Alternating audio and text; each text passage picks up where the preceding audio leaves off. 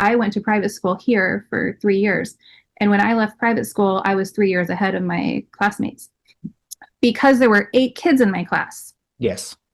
We Charter schools and private schools have wait lists. So even if they're doing better, which actually a lot of charter schools and privates don't do better than a lot of our comparable public schools, even if they were doing better, you can't compare that because the public school has to accept every kid.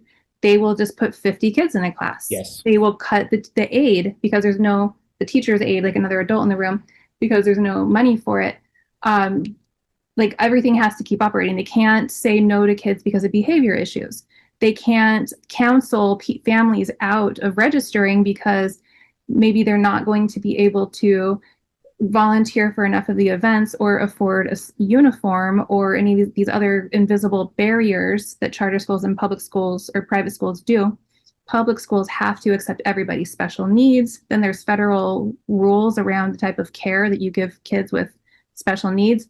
We're not able to meet it. Like everybody's going, the CCSD isn't even doing it for special ed kids. Like they're not providing this. No, we can't. It's unable. We cannot do it. We're overcrowded. We need help. We need more money, and that money needs to go to human beings and not curriculum companies and testing companies. And we need people to volunteer in schools, and we need more understanding and more empathy so that we can provide really good public education to everybody. And in these areas, I want those families that are there to not want to eat. Why would you want to go to another school when this school is already amazing that's right here? That's what equity is. That means that we might have to pay those teachers more because they're in an area.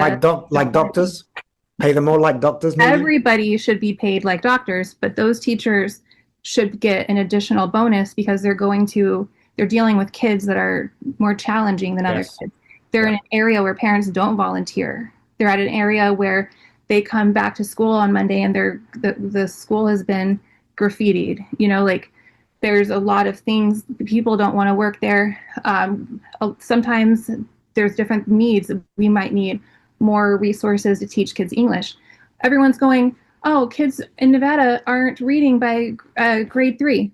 Okay. Do you know how many more immigrant students we have here, newcomers? I'm fine with that. What I'm not fine with is you comparing us to Finland because they don't have any kids coming over that don't. My bad, Your Honor. Guilty as charged.